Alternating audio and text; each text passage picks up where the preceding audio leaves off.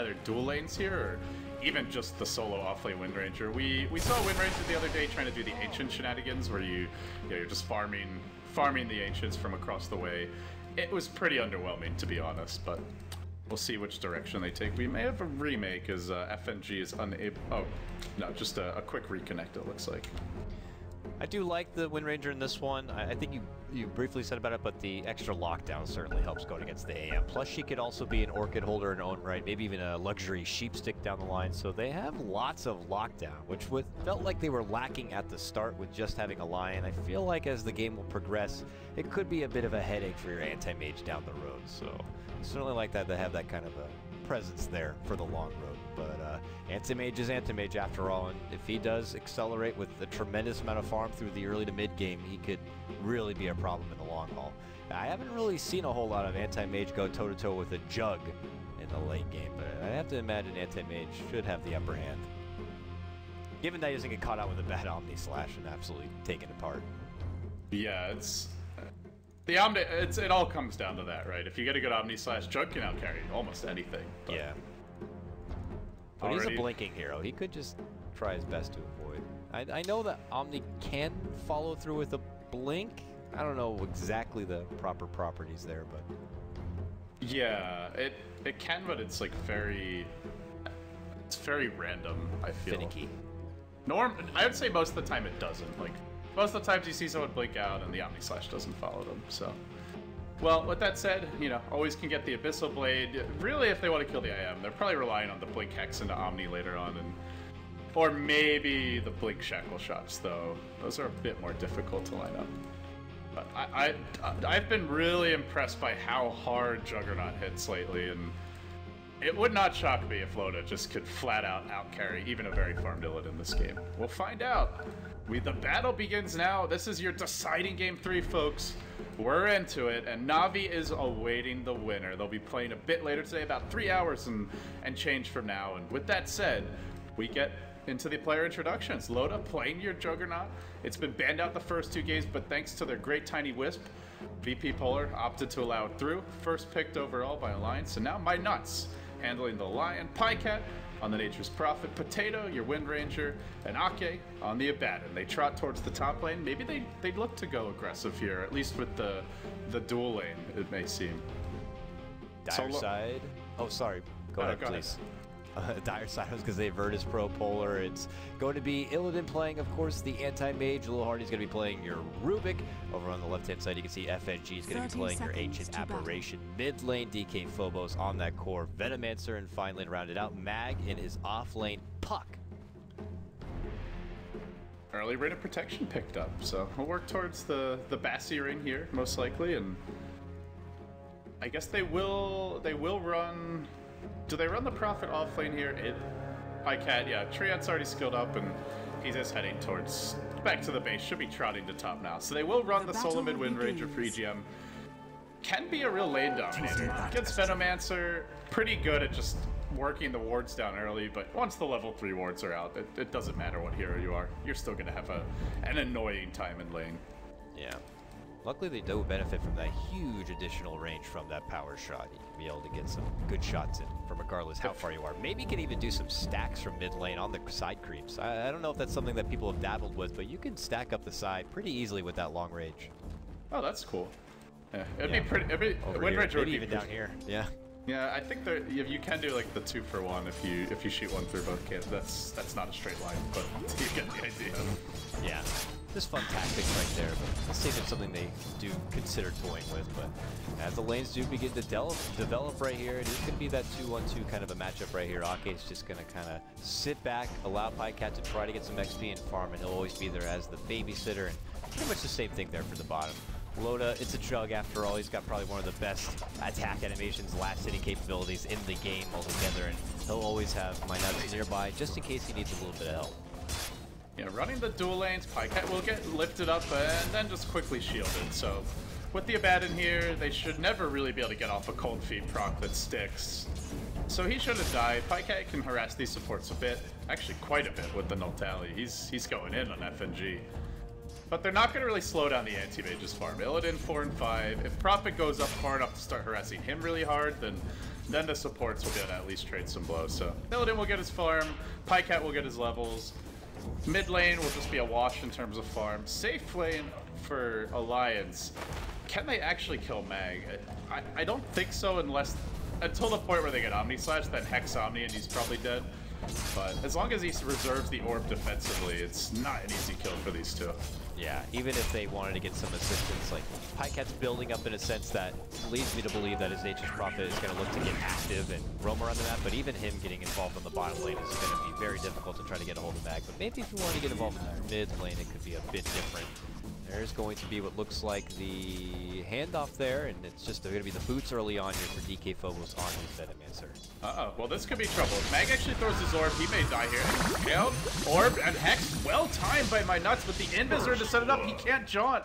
Oh boy, what a rune, and what a time for it. Gets in real nice and close, and Puck unable to do a thing there.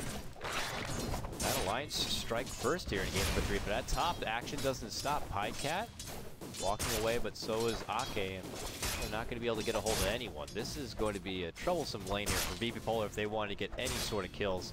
I wonder if these supports need to consider maybe roaming about or finding some stacks on the side. There's going to be a telekinesis, but there's that shield, and it's just going to be a little too hard if they want to get anything done.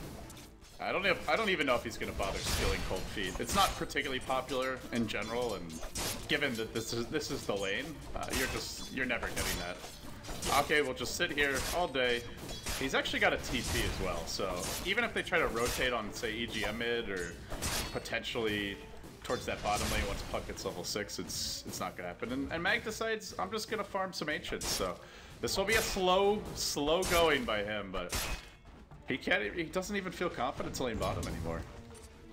Mid lane, Potato, very nice CS for this Wind Ranger though, 22 and 3. Talk about he might be struggling here. He seems to be holding pretty damn good as far as CS. Venomancer though is getting those levels. The wards are going to slowly begin to be the real plague that they are. He's only sporting though that 13 and 4 record, so Potato off to a nice start as far as the early CS game. We'll see if that continues to develop here. A Wind Ranger mid lane. How long do you plant yourself here and build up the farm? And do you ever consider maybe roaming about and trying to find some objectives or kills elsewhere? And as I say that, kills are breaking about as the runes were spawned, and it looks like it could be FNG going down, and it will be. Alliance pick up another one, now pushing ahead 2-0. The ward is chasing though. DK Phobos gets off that last long range lob. With the poison sting here, it's not quite enough to bring him down, it looks like. He's got one more bottle charge though. He is gonna sink very low. And now he begins to bottle up. He'll have to stay back, and he may ferry out some regen soon. The courier on its way back to the well, and Loda closes it on level 6, so he's gonna have Omni Slash soon. Lion has the Hex, we saw that earlier.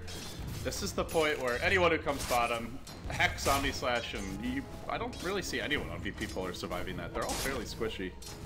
Yeah, and if you don't look to get involved with that, you're forced to leave Loda to get his own bit of free farm, and he's only going to be even more troublesome down the road. As far as that mid lane engagement, you can get a bit of a foreshadowing as far as that poison damage. Now imagine an Ice Blast on top of that. That makes for some easy shatters. So something that Alliance need to be cautious of, and maybe need to even consider getting a couple of reliable cloaks, or maybe even a pipe for their team, just to prevent them from getting so much of that huge DPS, or dot damage rather, over time.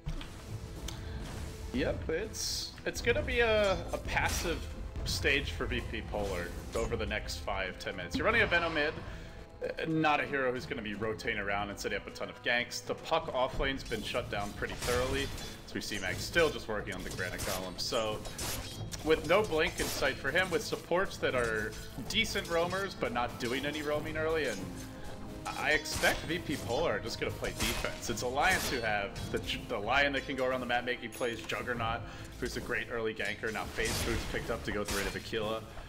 VP Polar I'm expecting them to be a lot more reactionary, and mostly Alliance the ones, if there is any aggression, who will be forcing it.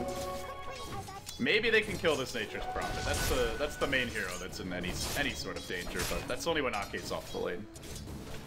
Ake is off the lane right now, but the creep with the equilibrium works perfectly right now, as it's going to be under the tower, and Pycat will be able to work with this as Ake does make his return. And yeah, I am expecting a very, very quiet start here from VP Polar. They need to itemize a lot more And it is an anti-mage game, so he's looking to not get involved with anything. So it's more pressure on the other four to make sure they can try to get a lot done. DK Phobos will be able to throw together those Tranquil boots. He's constantly keeping the pressure there, putting those wards up and above, and even plants a Obs ward himself right up there. So he will have constant vision as far as where Potato's going to be. Well, good luck dislodging him from the lane now.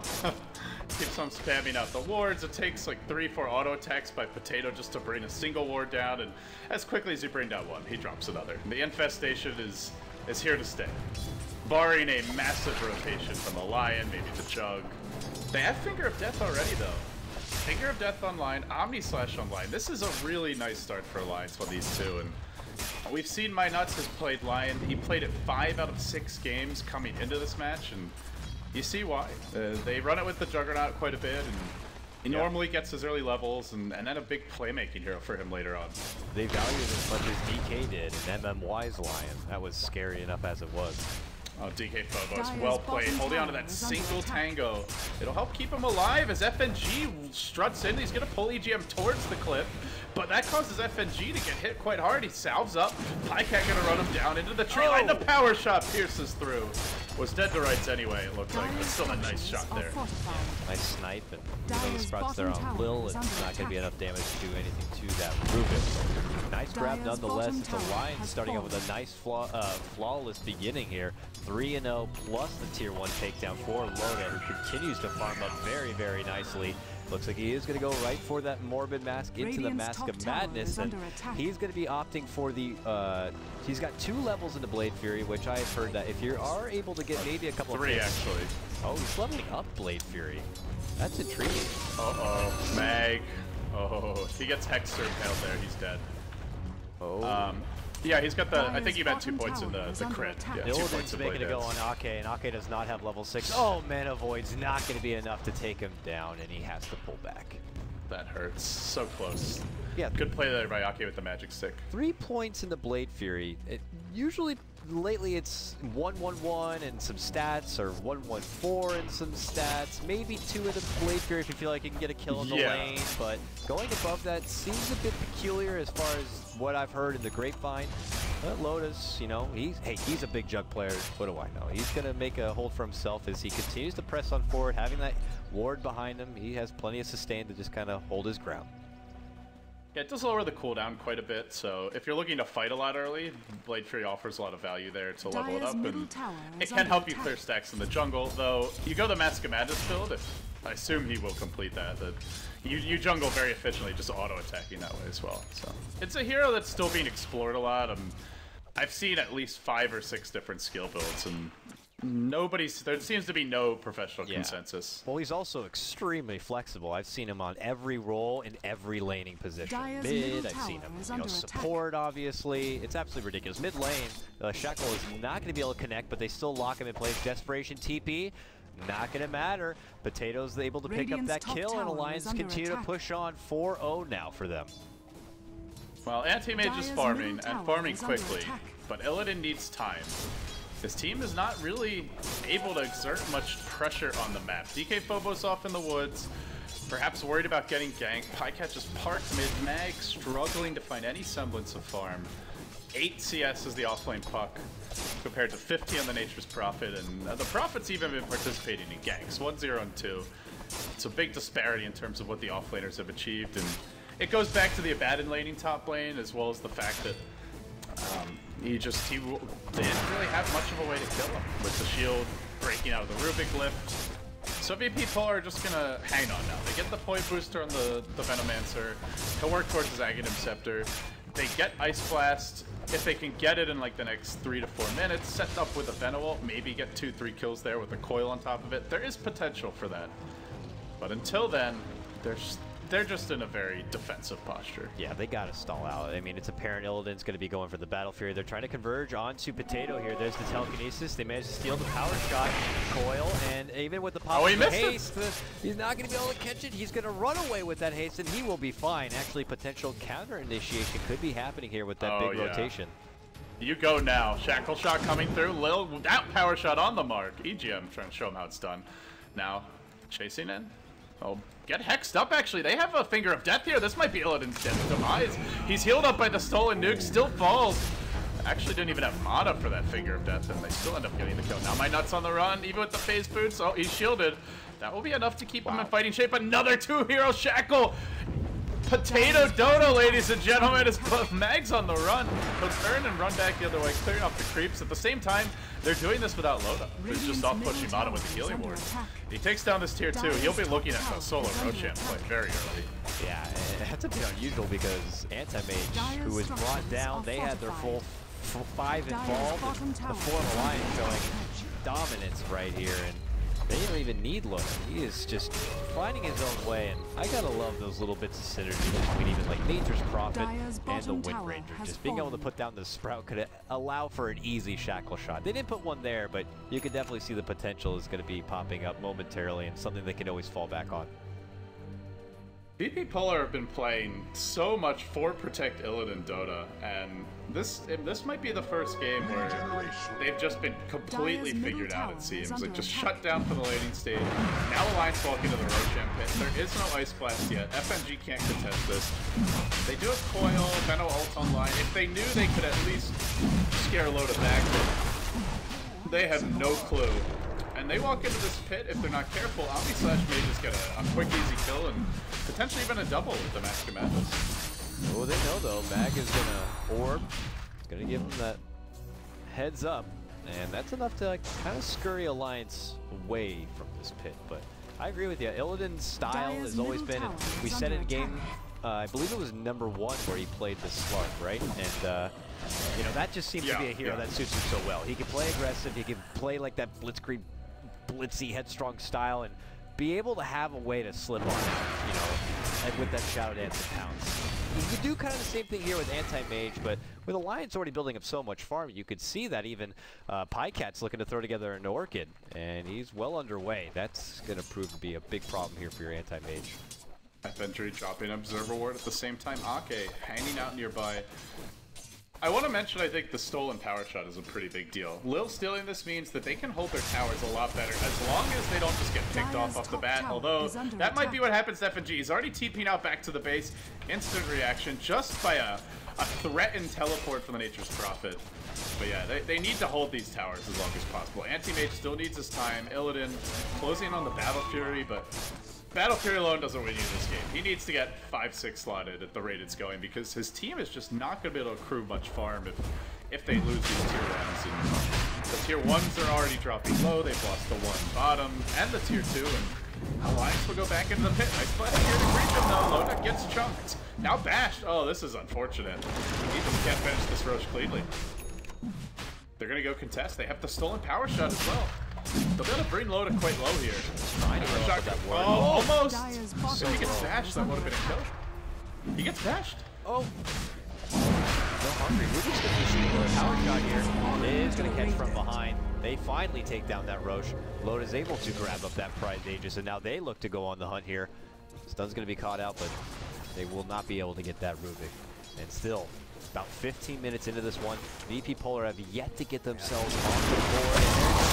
And there's flying out. FNG could be in big trouble and will get slashed down right there. And with that ult popping out, plus the Ice Blast, Pycat could be in a world of hurt, but the shield's going to be there, and they find yet another takedown, taking apart. But the Mana Void, it's Illidan who's finally going to get his team on the board with that big catch. Does take down Pycat, but still, Alliance come up with better numbers at the end of it.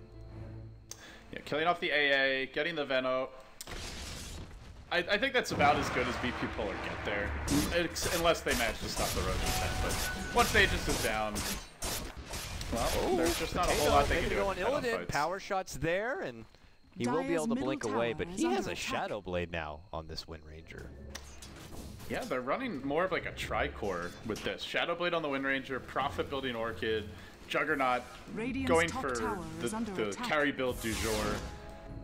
All 3 of these heroes will scale, and if you only have a farmed anti-mage, you're up against a natural Hex, 2 heroes that can build Hex as carries, and Jug, who can dish out serious damage. It's not obvious that VP Polar will just like GG win play with this level of farm. They're falling very far behind. certainly are. And Alliance, they want to start going on the objective path here after taking down the bottom lane. Not one, but two towers and the Roche. They make their way towards the top, and they can hold strong here for quite a while. It's Loda who's going to be leading out the front here. EGM's already cutting off the creeps and allowing them to get this easy tower. And I imagine they'll just continue to parade themselves down this lane. AA's Ice Blast is going to come in and should be able to catch Pycat, but he's already on his way out. And I don't know, VP-Polar, they're going to need to be able to throw something together with the other four. Phobos could be caught out here. Shackle very nicely connected, and here comes my nuts. Looking to come on in. Can he hit the finger? He can. Gale's going to be out, but Phobos should be able to drop here, and there it is. Wind Ranger picks no mana for Mana Boy, he gets it all! Big slash right there. Loda could be in big trouble. The Aegis will be popped right there. He has Omni now. It just cooled down during that Aegis pop. They need to get the hell out quick, fast, and in a hurry. Sprout will find Lil.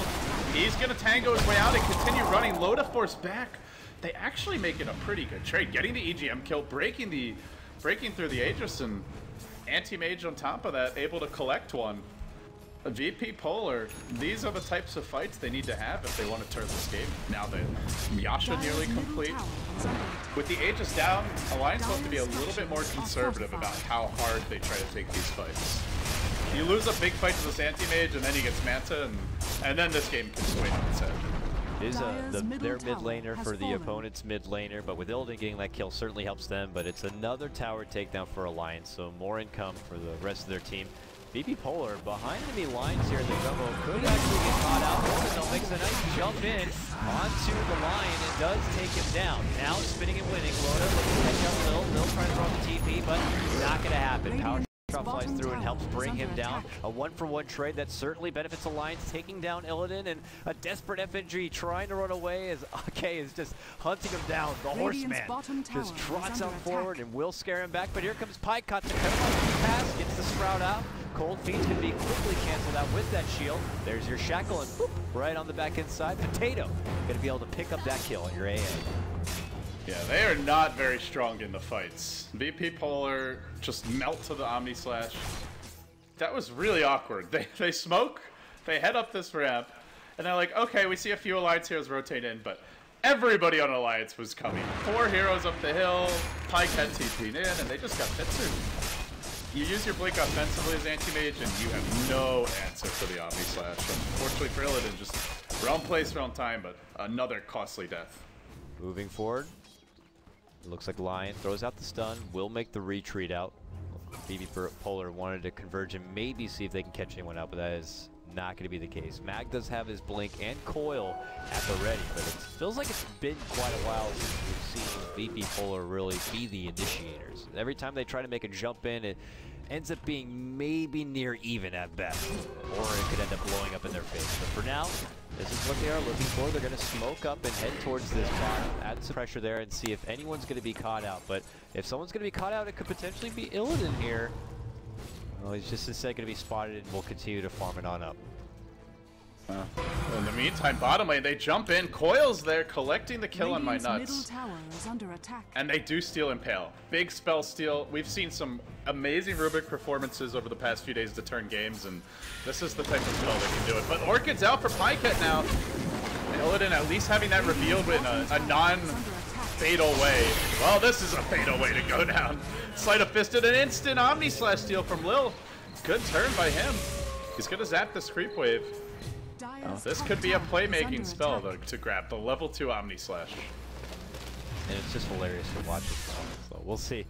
Lil holds it in reserve for now. Putting that on top of already your Ice Blast and Dynamite could certainly do some serious damage across the spread of Alliance teams. So we'll see as they waited about, converging towards bottom. Pycat on the hunt for Mag, will get it with that last right click. Certainly the Orchid helping with that, but can he get away scot-free? Looks like a potential convergence. No, they opt to pull back instead. Now they are the ones who could potentially flank Potato here. Shadow blading on forward. Lil Hardy trying to find a place to hide. Gets his soul Omni, but here comes the rest of the squad. They are going to be able to withstand it. Now he's the one that's going to be dropped. Alliance continue to rake in the kills here. 13-4 now, and a game-deciding number 3.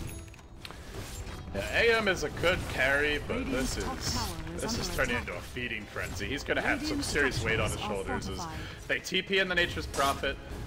Pycat.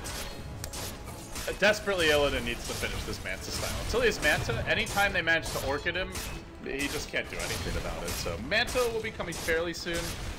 Even then, he's just a slightly more able to survive and escape. Lion Blink Dagger will soon be a threat. It's like as soon as one threat is addressed, Alliance already have the next threat about to be prepared. It's making it difficult to turn this game around. Bottom lane, Potato, Shadow Blades, but they do drop the sentry. He's still standing in clear view of it, and actually he's the one that's thinking about making it go, because Pycat looks to interject from behind. Oh, he sprouts in the woods thinking that Mag maybe hit away in there, but that's not the case. He does walk his way out, but yeah, that's how it's feeling right now. Alliance are just kind of one step ahead always of where VP-Polar are, because of a nice, strong early game where they were able to get a lot, especially Loda on the bottom, and then they continue to take tower after tower, and everyone benefits from all that gold, and so those supports continue to bring in those big items like that Blink Dagger. Loda crosses past with Illidan, gives him that one slash, like, hey, how you doing? And he keeps on walking. Little love tap there, a hug to a friend. Well, and good news for VP-Polar, Alliance haven't managed to take their tier 2 mid or top yet, so they hold a little bit of map control. Illidan's been moving around the map very efficiently, keeping his farm up, keeping pace with the Juggernaut, despite the fact that his team only has 1 tower and the enemy team has 4, and the Juggernaut's 4-0-1 and he's got 2 deaths, so basically Illidan's farming like a champ. Needs to keep it up. That's pretty much it at this point. The rest of their heroes are just not very active by nature. Rubik can be once he gets a blink, but without it, he can die to Orchid ganks, he can die to Omni Slash ganks, he can die to Shadow Blade ganks. Basically, the same thing is true for the H apparition. Benno to any 2. He's a little bit beefier and about to get his egg. So he's not an easy kill, but he's also very clunky and immobile. Because they're so immobile and because there's no one that really can safely put pressure on the map, it's why the game feels like it's just 1v5.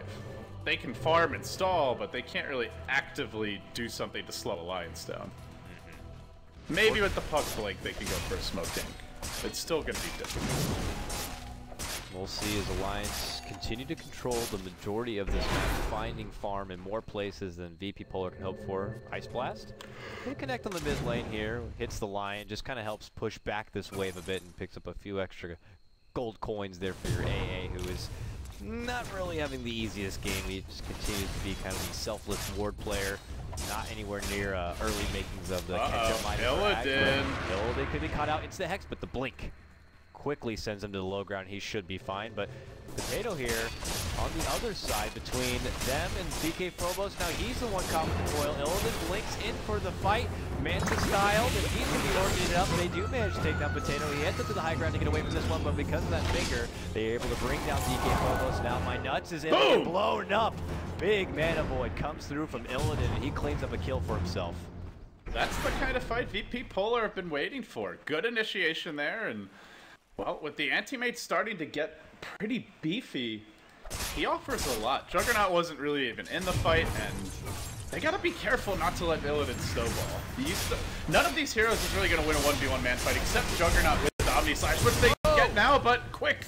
Manta out, and Illidan able to retreat. No Manta there, he's dead, but he's managed to acquire it, and that's Omni Slash down. Now Illidan can be a lot more confident in his movements. The one thing I'll have to worry about more than anything, though, is this Lion Blink Dagger. Now online, level 2 Hex, and he'll be continuing to level up bottom lane. On the Mag. Silence is here. Pycat trying to run him down with Auto Text, needs 2 more. 1, and Soulburn will tick him down. So, still a very sad game for the fight. Yeah, good solo grab right there for Pycat. Oh, Loda. Plenty of gold to finish out that Agnums too, so your Omni becomes that much more dramatic, and we'll see. He begins to utilize that. Illidan taking away the Ancient stack from the Alliance side, continues to find his farm all over. Well, there's got to be a lot of weight on his shoulders, trying to be the dark horse for his team as his AA and maybe Mag on the puck continue to struggle a little bit early on. They're counting on him to really bring it out in the late game. Here we go. Pause from Loda. We're coming down the home stretch. Winner of this match, guys, as we mentioned earlier, will play Navi in a best-of-3 showdown, and then the winner of that moves on into your lower bracket finals, where they shall await the Power Rangers Hellraisers loser. Those are your 2 winner bracket finalists. They'll be playing directly after this one, and then we move into that Navi versus VP Polar or Alliance showdown. So 2 more best of 3s to come your way. I believe Zyori and Morlini will be bringing you guys those final 2 games, and those are going to be the fun ones, man. Because the Navi or the Navi match coming up later today, that determines the final team who's going to China. We don't know who will be the qualified team versus who's going to be the wild cards, but we know somebody's going.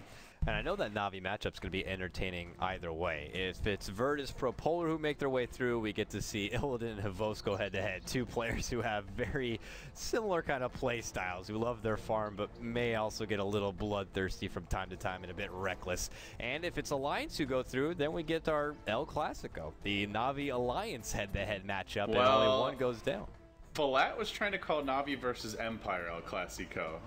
Maybe for the CIS community it is, but I'm not buying it, man. I don't know. They haven't faced off in that many big tournament finals. For me, is the main thing. It is a classic CIS showdown. I'll give you that. But there can only be one El Clasico, you know. Yeah, I agree. Fair enough. I don't know if is it Navi versus Alliance anymore. Maybe it should be like Vici versus Newbie or something. To be honest. Fair enough. Fine. A good throwback, I guess, to TI3. I'm just, you know, I'm chatting. I'm not flaming your lexicon here. The point is, I'm sure either way, we'll have a very entertaining final elimination match for the lower bracket. Whoever it is that makes their way through. Both teams, though, obviously have invested so much so far. I mean, they have gone through so much of a bracket already, and at least for every match I've casted, it had to go the full 3-game stretch. So these teams have played a lot of Dota to get to this point, and with so much money potentially on the line, the nerves are very real. Real they are. Let's see, what's going on with the Loda here? He just paused, disconnected, didn't really say anything. Not sure. He walked back to base, and then he paused, so it's not like he straight up disconnected from the game out of nowhere. So hopefully his internet's okay. You didn't say if there was one of those matchups that you would like to see. As far as who wins this? That is a tough one. Do you think Navi is... Okay, well, let's put it this way. Navi, obviously, they're waiting on the sidelines. They could be watching this match very, very carefully right now. Do you think there's one matchup they would prefer to be going against over the other? I actually don't know. They've been playing rather poorly up until today when they took down Empire, to the point where I don't know how confident they would feel, but I don't think they... I think Alliance has looked a lot weaker coming into this series. They seem a little more solid right now. I feel like Navi would rather play Alliance than VP Polar, and part of that maybe just being that VP Polar plays them so much, because all these teams play in the big Western tournaments, but Navi and VP Polar also play in a lot of those CIS-only tournaments, so that's where I think I'd rather see VP Polar versus Navi, but DK Phobos being kind of the prodigal son of Dendi. Dendi has taught him a lot about Dota, and since that, DK Phobos has just morphed into this amazing player and just a big playmaker for them. So I think that would be really cool. The student versus the master in some ways. Although he has been around for a really long time, DK Phobos. So he does some programming for them, actually, I believe. Phobos does?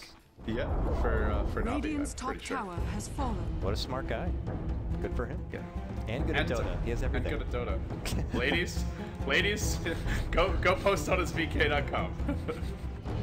Finally, we'll get back underway. Holla at your boy.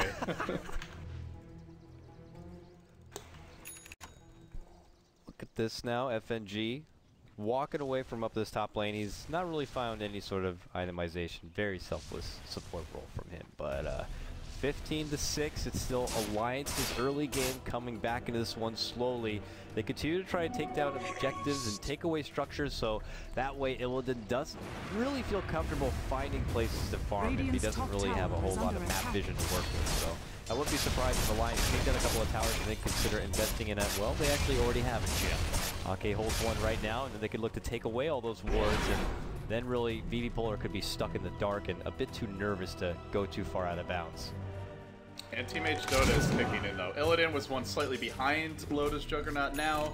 Solid 1.5k gold ahead, and this will only continue to accelerate as We'll see Loda pick up that go-to item for Jugs nowadays. It's the Basher. He's not going to complete the Aghanims, which I think is a good choice here. It looks like it may even end up being a Eye of Scotty. To me, the Ags is a little bit too all in on your ultimate the way this game's developing. He may need to man-fight this anti-mage, and Ags is not really going to help you do that. Sometimes your ulti could just be a little too unpredictable. You may think you have like an opportunity to get for a solo grab, but then next thing you know, people show up, creeps sweep in there, a neutral comes by, and your ult is not as potent as you thought it was once before. So I agree with that. Maybe being able to utilize more just straight right-click damage is best for Loda in this kind of a matchup, especially going against Illidan in his AM. Speaking of which, he is pushing down the top lane, trying to do some work on this tier 2, while Loda is still taking it to this Roche. Looks like he will be able to take it down scot-free without much contention. They know what's happening, whoever they threw the Ice Blast out previously, but they are going to have to sacrifice it. Roshan will fall. Aquila dropped in the pit. Nobody going to grab that, so some lost value. New lane for Roche. Yeah. You can have this when you come back to life. What a miserable existence it must be for Roshan, you know? Your whole life is in this pit. You just wait for someone to come kill you. Yeah, and you can't leave. And then you come back to life and there's a bunch of garbage in your pit, whether it be a TP scroll or a couple of branches. It's like, guys, could you really just clean up after yourself before you know, whatever. And he's got a tinier place to live now than he did once before. His apartment is much more. Kids have no manners nowadays, you know. Back in our day, we took care of ourselves. We cleaned up after ourselves.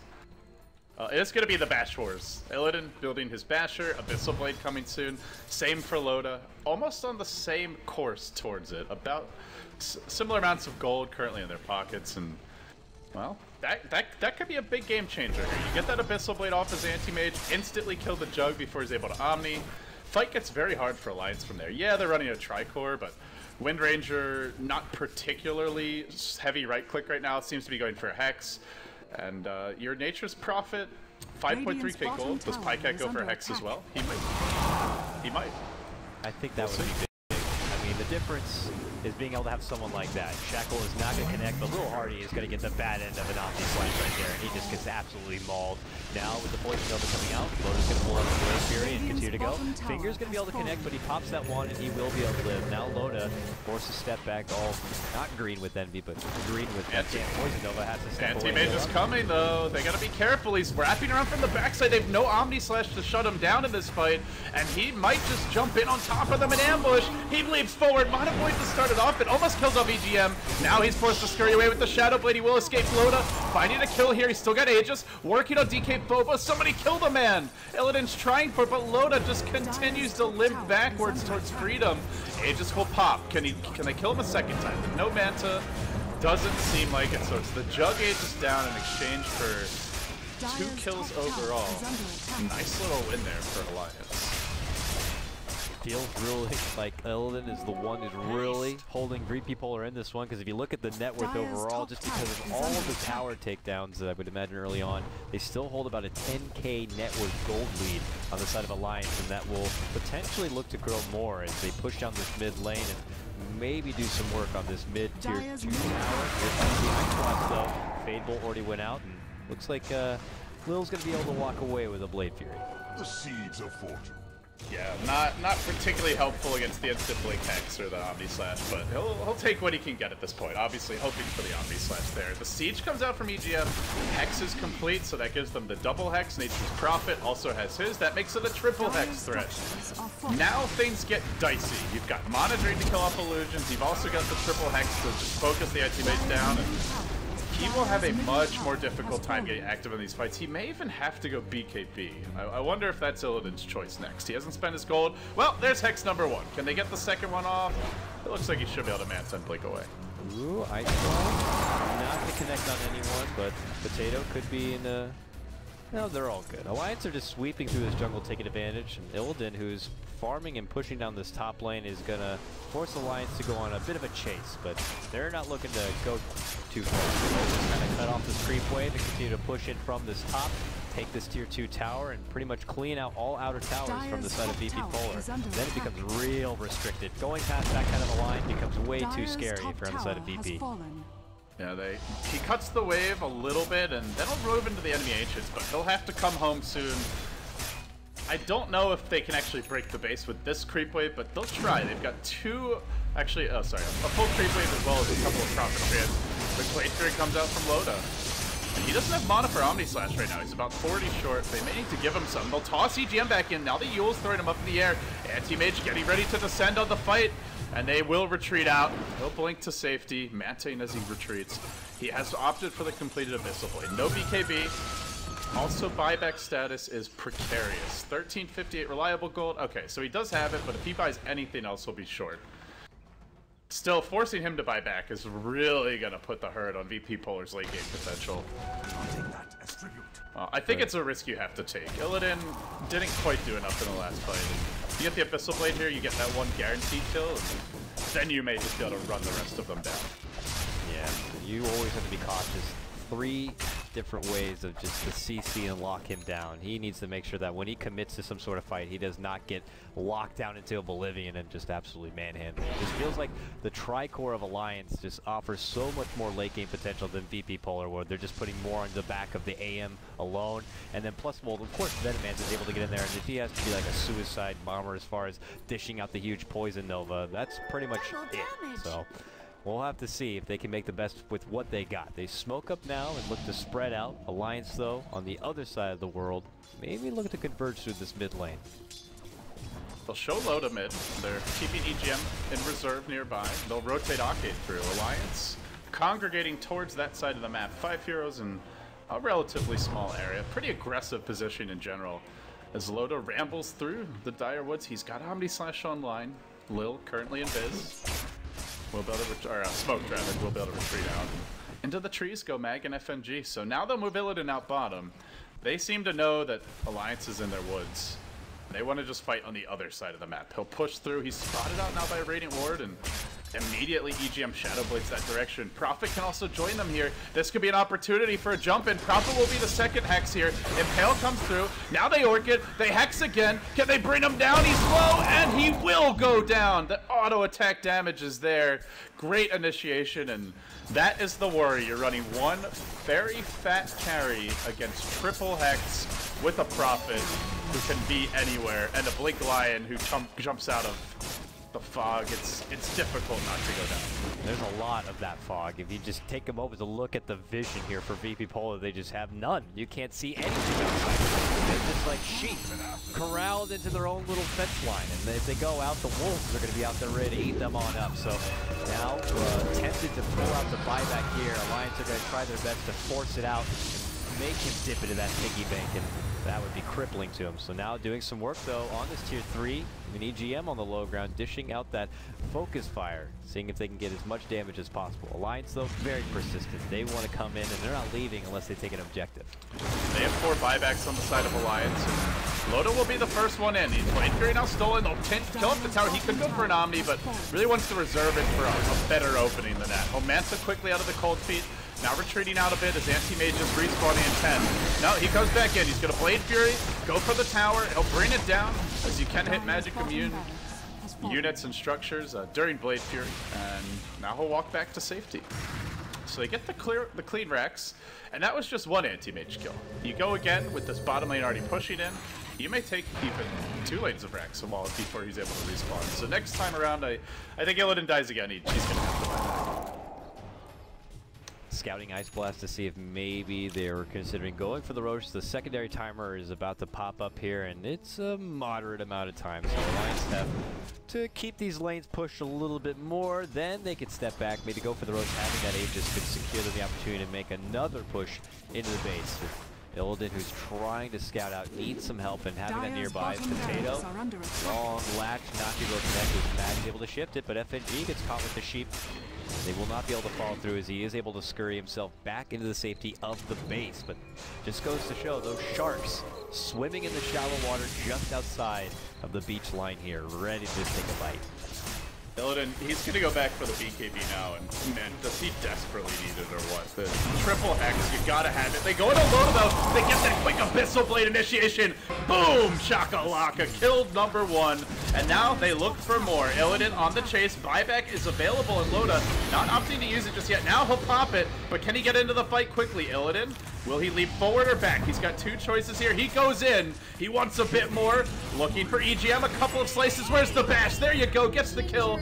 Loda still walking his way forward. He had the TP to the tier 2 mid. It's going to take him ages to get involved. This mag will end up going down. The trade may be Pycat, but here comes Omni Slash. Manta's there, and that's going to end up, well, not really accomplishing a whole lot. Now the chase is on from Loda. A pretty fail Omni.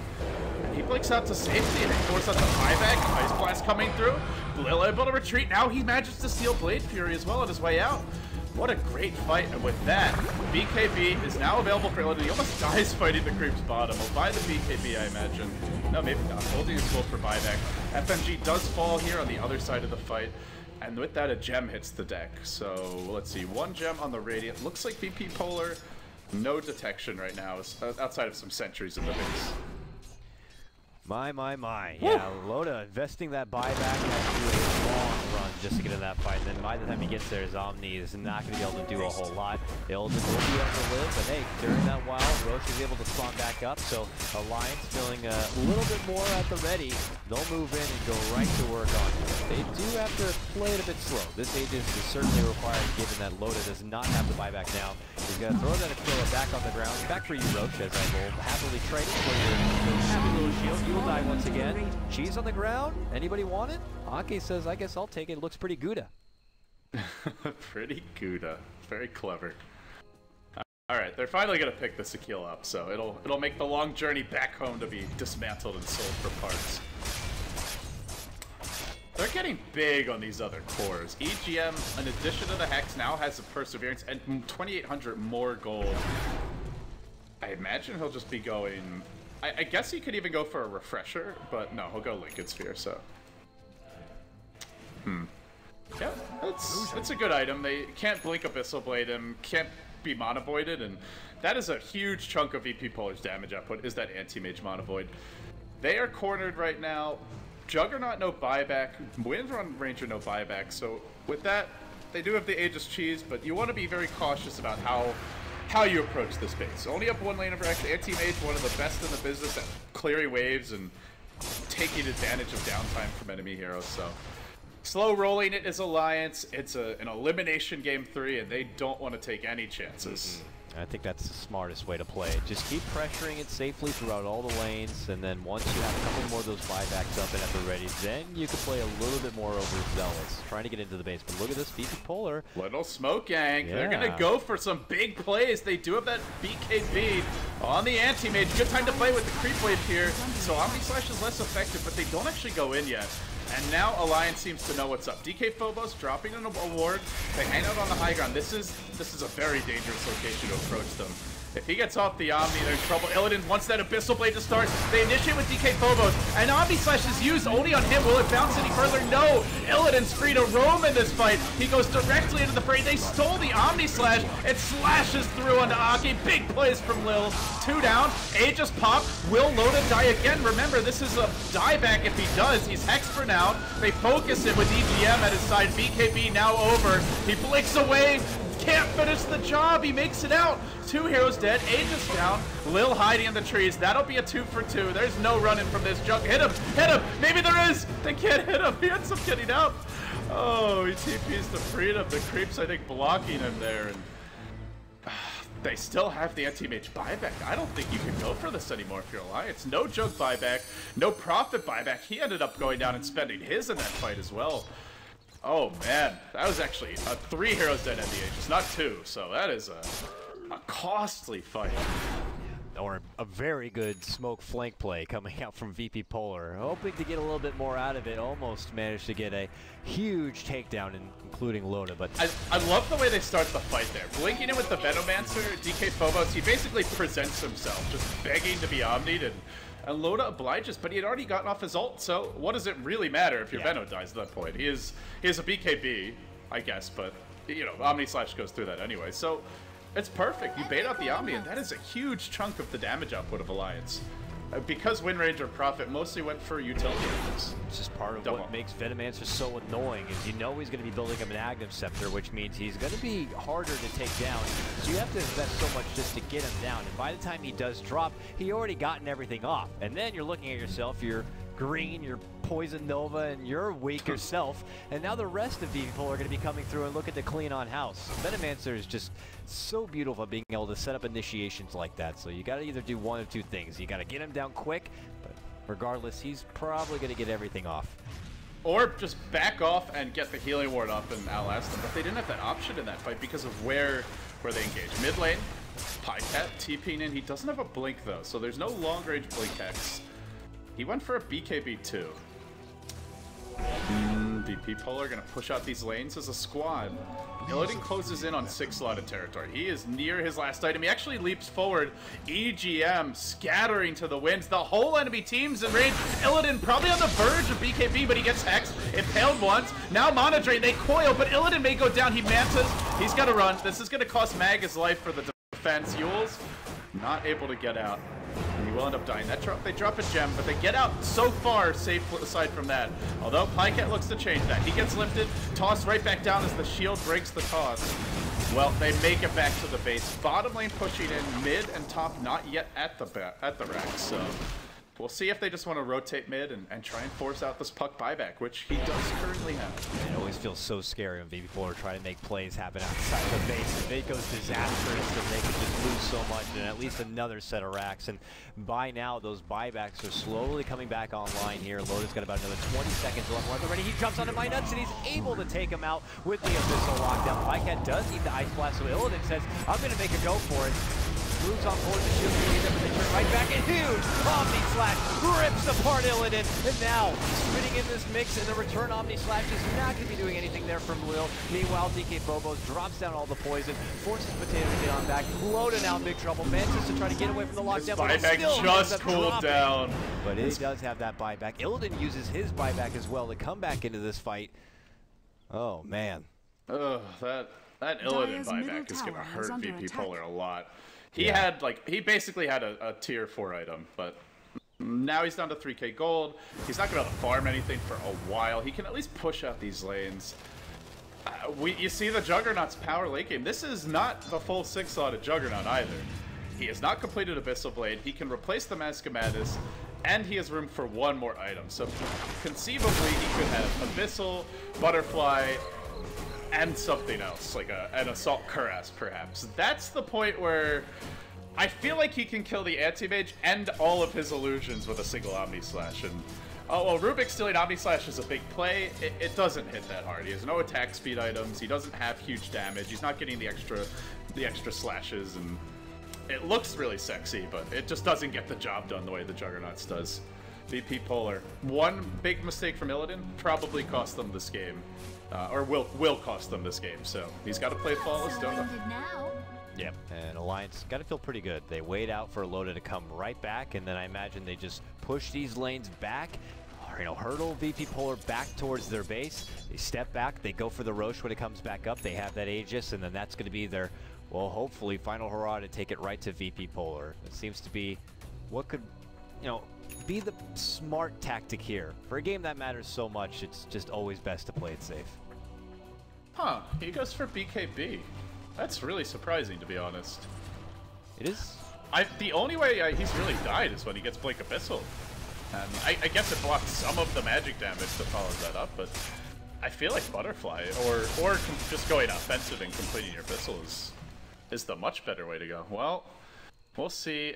Puck doesn't have a Hex either. Like, if Puck had a Hex, then the BKB could make sense. I don't know. We'll see how it pans out, but I feel like Butterfly is the better choice here. Yeah, and both Venomancer and AA's ultimate does persist through a BKB. It may not do the damage during it, but once a BKB ends, it will still be there. Given that it is a late BKB, so he does have a full 10 seconds on it. It could help for a long duration. Coming from behind, there is going to be the Hexes. They look to Loda! out. And, Loda could be caught out here, but they both trade their BKBs. And now as they slash, Illidan does step back. Now he could be caught here. There's going to be the slash. And oh, he's going to be caught with the Omni Slash. Illidan is out for 2 minutes. And I think Pycat with a double kill right there will allow Alliance to be able to sweep on through. Oh no, they're out of steam at this point. Although the Venomancer wall is doing good work, bringing everyone low. DK Phobos gets bashed. Loda, ultra kill going Pycat's way. What a huge Omni Slash. He bashed the anti-mage during the Omni so that he was unable to blink out to safety, and as a result ends up going down. To make matters worse, there's no buyback on this anti-mage. Loda's getting walked towards the pit. Can they just go win the game now? No anti-mage for 85 seconds. As it turns out, none of these heroes have buyback. Although Alliance obviously doesn't realize that. Who would they know? They know the Puck wouldn't, but he's alive right now. Yeah, the only one they know for sure doesn't have it is anti-mage. And now it's time. Alliance moving as a squad down the middle lane, looking for the GG here. Can they take the win? Loda holding onto his buyback for now, not opting to spend his gold. Omni Slash to cooldown in 50, but I don't think they're going to need it. VP Polar on their last breath of life in the DAC European qualifier. A loss here, they go home. And that would set up a Navi versus Alliance showdown. Your old school El Clasico looking to make a new return, as these teams are a bit revitalized with their updated rosters. Potato pounding into the melee racks top, Loda caving in the mid. Alliance on the verge of taking this game, number 3. They got the mid. They look now for the top. Illidan just can't respond quickly enough. 20 seconds and counting. Loda will BKB, and now he runs in to start smacking FNG. Gets off the bash. Doesn't kill him yet. Now Blade Fury through the Ghost Scepter, just buying himself time. They will auto-attack him. Now FNG will fall. Now the retreat out. Potato continuing to hold the line. He will end up dropping. Well, maybe not. Yep, orb forward. They finally get the kill. Puck now on the chase. DK Phobos hunting Ake out. He continues just slowly pecking away at him, but at this point, Dakota, it's Mega Creeps. Illidan's alive. It's going to be very hard to hold from here. Tough pill to swallow coming back into this VP Polar. They will just take what they can, at least, to make themselves feel a bit more justified. But I guess at this point, all you can do is walk back, rally up, and maybe go for one last hurrah. But will they be able to walk back here? They're still dancing here with Loda. Loda moves forward, gets silenced, pops his Ghost Scepter, but Loda's already on the way out. There's a 4-staff lift, but he's too fast. 504 move speed with the phase boots. Blink's on the hunt, and they get it. They get their lift. Loda gets blown up. He does have buyback however. Highcat on the other side of things. He finds the kill in the woods, and he might find a second one. Double kill. That is, he got an ultra kill earlier. That is 6 kills for Highcat. He's got 6.7k gold. This is after he bought back earlier. Ice Blast is coming all the way into the fountain. It's level 2. It's actually, he runs out very quickly. Blinks on out. That nice game play by sense Highcat. tingling. He probably saw it maybe launch in the vase. Yeah. Either way, I'll give him the benefit. Yeah, nice play there by Pi. He definitely knew it was coming, and it's Mega Creeps. If VP Polar can come back from this, this would be one of the greatest comebacks in the history of Dota. Certainly, if not the greatest. It would take something remarkable though, because Alliance right now have 5 buybacks to go with Mega Creeps, so they will be able to throw 10 bodies at VP Polar. Good luck, and make it 12 if they get this Aegis cheese. And oh, by the way, Abaddon's got 2 lives to boot. And they have, at this point, double Lincoln Sphere, Ghost Scepters, BKBs galore. It's a very, very beefy lineup. Go. This is gross. It is gross. VP Polar, they're looking at the end of the road here. What will be the last hurrah, I imagine, here inside their own base? It would take a hell of an effort here. Loda gets to wait out his death timer and come back and reserve that buyback just in case things go a bit sour. But I imagine Alliance now securing that Aegis. They wait things out and they look to go in for that final shot. Loda's pretty confident though, going in. He's gonna get caught with a Hex. He's got to get forced out to safety here. They stole the Hex though. It's still the Hex. That's a level 4 Hex. Illidan engages. He gets Omni real quick. They need some help from the Omni Slash bouncing to illusions though. And now Loda, no Omni Slash to get out of here. The Venom ultimate comes through. Will they get enough bashes? Shackle Shot's there. Mono Void landing the kill on the Wind Ranger. He's just bullying everybody back. He'll blink the other direction, trying to focus EGM. Pycat to the left, EGM to the right. And with the BKB down, the Hexes are going to cool down soon, so he better end them very quickly. He can't do it. He's out. Right click. Loda brings him down. No anti-mage buyback. Dead for 90. These are the end times for VP Polar. The road ends here, and Alliance shocks them with a new roster. Was not exactly hyped up like they're old, but they have done it, Dakota. They go now to face Na'Vi later today, and the winner of that match goes to China, goes to the $1.6 million and rising DAC LAN Finals. Oh boy, it's heating up. How times have changed just over the past year. Na'Vi and Alliance were considered for a while the best two teams you could come across in Dota, and today they managed to both be victors, and they were both underdogs. Na'Vi were 30% to Empire 70%. They end up winning out their series, and for this one, Alliance were the 32% favorites against Phoebe Polar, and they find a way to pull it out. Could not ask for anything better if you're an underdog lover. Now these two underdogs get to go toe-to-toe in the next matchup. DAC has brought forward some of the best Dota I've seen in quite a while, and it's been an absolute pleasure. It's been a blast. Thank you so much for joining us, guys. We have those next two best of threes coming your way. Merlini, Zayori, they'll be stepping in to take you through them. And, well, as for myself and Coddle Guy, we'll get a little rest and we'll come back refreshed tomorrow, ready to bring you some more DAC Dota 2 action. And, well, guys, be sure to follow him at Coddle Guy on Twitter. Myself, if you'd like, as well, at LD Dota. And with that said, congratulations to Alliance. They stay alive. Only Na'Vi stands between them and the LAN Finals.